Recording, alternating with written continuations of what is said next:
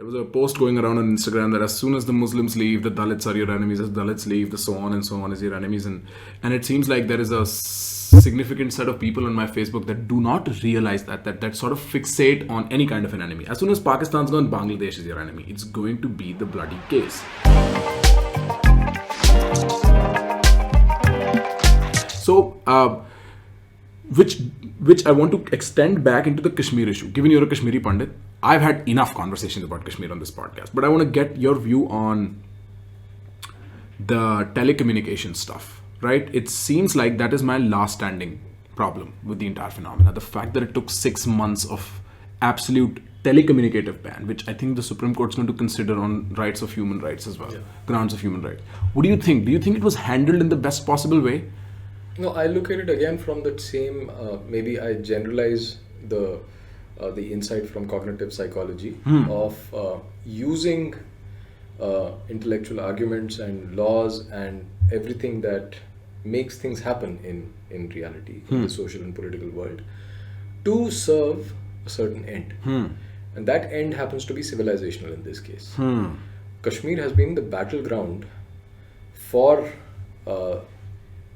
India's survival, not just in these last 30 years, but for the last 800 years, right? And so it is a civilizational problem, as I keep repeating everywhere I go. If India has to survive, it must hold on to Kashmir like dear life itself.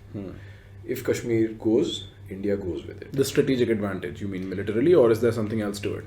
Of course, there is a lot to it, but I mean, forgetting the spiritual and the religious value of the place itself, I'm not getting into that. But just strategically speaking itself, the kind of forces that it will unleash on India, there is no chance on earth that India will survive as a single entity. It will disintegrate. So, given that imperative, it is absolutely necessary for India to stake claim of Kashmir in whatever way possible. And the kind of steps that this government has taken have been firm, but they've been compassionate. There has not been any bloodshed. Look, I mean, if this was a hard state, they would have just done what they wanted to do and got on with life, like how Sri Lanka quelled the LTT. Right. But that's not the approach that this government has taken, despite being called all kinds of names like fascists and right. I think that's a massive discourse mistake. Yeah. So now, if India has to hold on to Kashmir, they have to take certain steps legally, politically, narrative-wise, for it to get integrated back more into the strongly.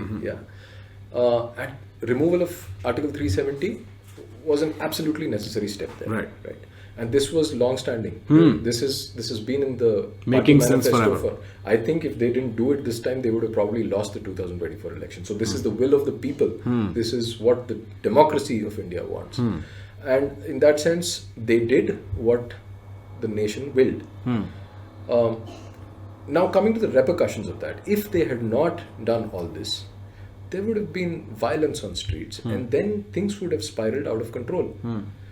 So how do you deal with that situation? I look at it from the point of view of the people in power, and I think this is the best recourse that anyone could have been